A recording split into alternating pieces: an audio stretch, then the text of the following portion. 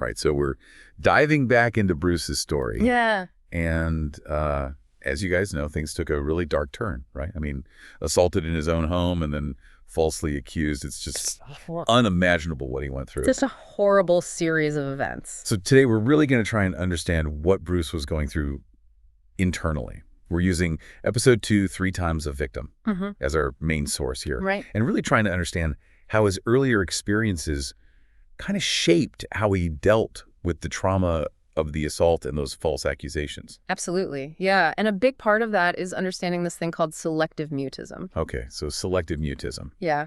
It's a pretty complex anxiety disorder, actually, where someone can speak normally in like some situations, Right. but then in other situations, like specific social situations, they just can't. So they're physically able to talk. Exactly. But they just like a psychological block. can't. Yeah. Got it.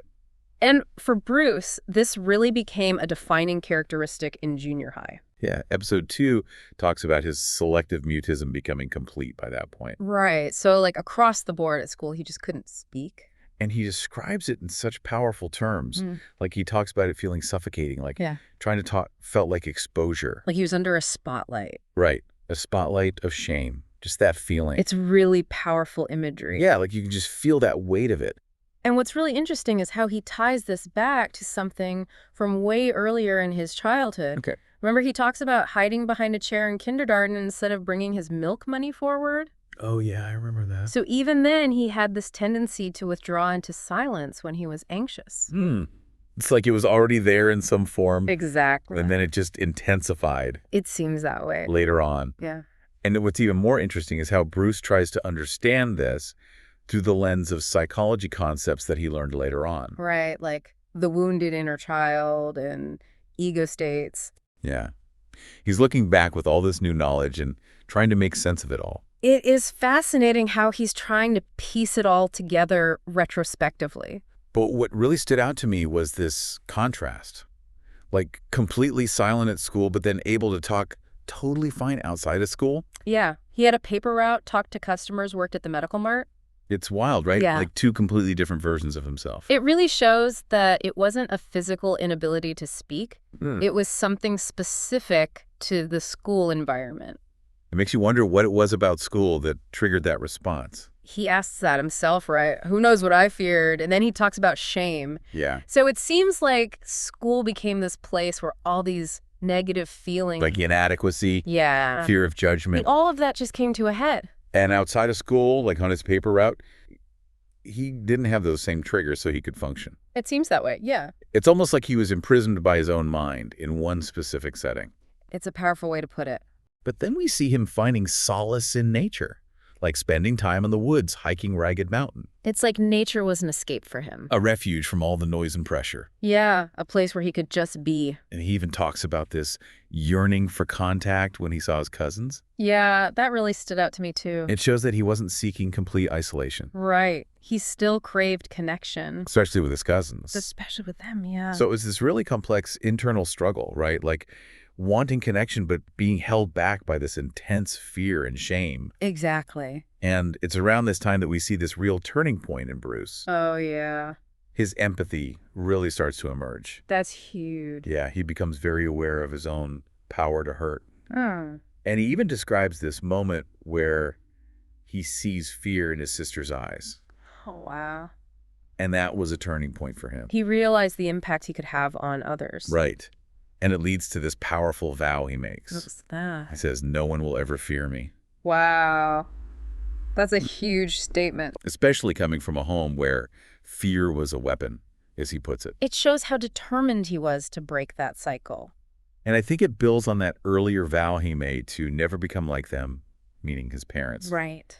But this new vow feels more outward focused. Yeah. Like a conscious choice about how he wants to interact with the world. It's a really powerful shift. And then episode 2 goes deeper into the roots of his internal struggles. Yeah. And it's heartbreaking. His mom's jealousy of his affection for his cousins and aunt. Oh, wow. The way she constantly made him feel like a burden. That's so damaging. It's awful. And it explains that yearning for contact, that he felt, He was just looking for love and acceptance. which he wasn't getting at home. It's a classic case of the damage that lack of affection and emotional manipulation can inflict. And it's just so sad because his positive experiences with his cousins and aunt only made his mom more jealous. Oh, wow. So it just compounded the problem. He couldn't win. And then we get this description of Bruce that's so insightful. Tell me about it. His mom calls him a house devil and a street angel. What? And at first he's like, what? That's messed up. Yeah. But then he realizes how accurate it is. Really? He describes himself at home, silent, tense, wary. Yeah. And then outside of the house, he's kind and engaging. So he's saving his kindness for the people who deserve it. Exactly. It's like a survival mechanism. Protecting himself from the toxicity at home. Right. And then he says this line that just gets me every time. He says, because I had wanted parents, just not mine. Wow. That speaks volumes. Yeah, it does. It shows how much he longed for a different family dynamic. Absolutely.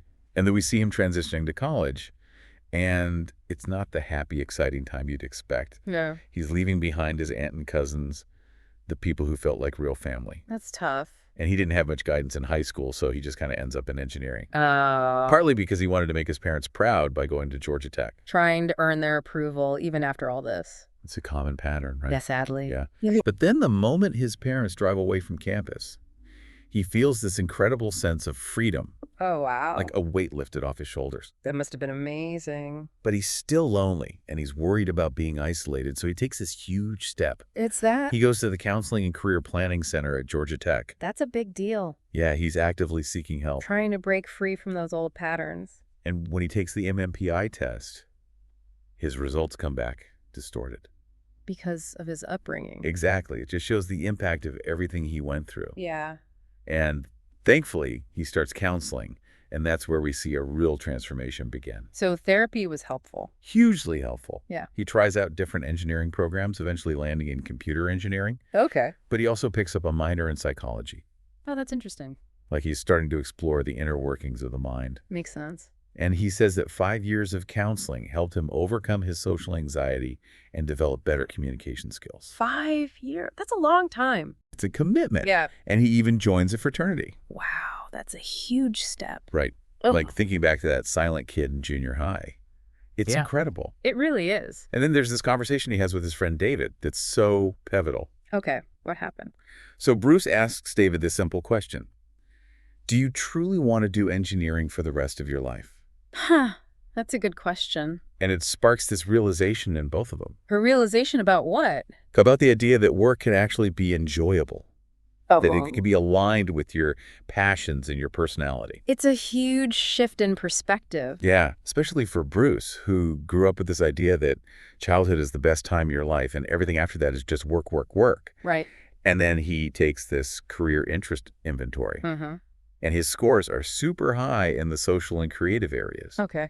And super low in realistic/engineering. Which makes sense. Right. It's like the test is confirming what he's already starting to realize. Yeah. And by this point, he's really passionate about social work. Because of his empathy? Exactly. And because he's seeing firsthand the effects of poverty and homelessness in Atlanta. It's all coming together for him. Yeah. But he decides to stick with engineering for now because his parents are paying for it. Makes sense. And he figures he can always get a master's in social work later. Yeah, that's a good plan. So he's making progress. But episode 2 also talks about how he's still struggling with some things. Oh, like what? Romantic relationships are still difficult for him. And he still has these feelings of inadequacy, like he's not good enough. Makes sense considering everything he's been through. And then there's this crazy story about how he starts experiencing his friend's monosymptoms. What? Yeah, he calls it an empathic reaction. Wow. That's some intense empathy. It's almost unbelievable. Yeah, it really is. But it speaks to just how deeply he connects with others. Absolutely. So he's graduating soon, and he doesn't have an engineering job lined up. He figures he'll probably go to grad school for social work. Yeah. And his dad seems to understand that engineering wasn't the right fit for him. So that's good at least. But then episode 2 ends with this realization that Bruce has underestimated how toxic his family still is. Oh. It's like a warning sign for what's to come. Yeah, like the journey's not over yet. So we've covered a lot today in this deep dive into episode 2, 3 Times a Victim. Yeah, we have.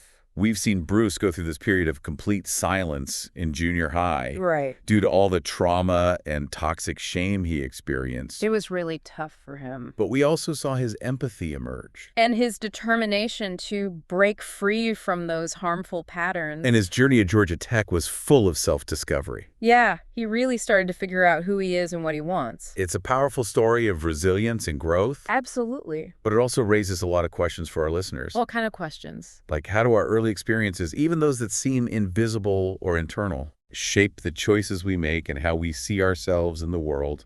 That's a big question. It is. And what does Bruce's story tell us about the power of self-awareness and the potential for change? Especially after years of struggle. Exactly.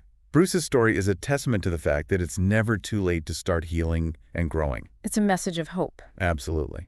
So we encourage you to think about these themes and how they might resonate in your own life. And maybe even inspire you to make some changes. That's a great point. Thanks for joining us on this deep dive into Bruce's story as told in Episode 2, 3 Times a Victim. It's been a fascinating journey. It really has. Thanks for having me. Of course, thanks for coming.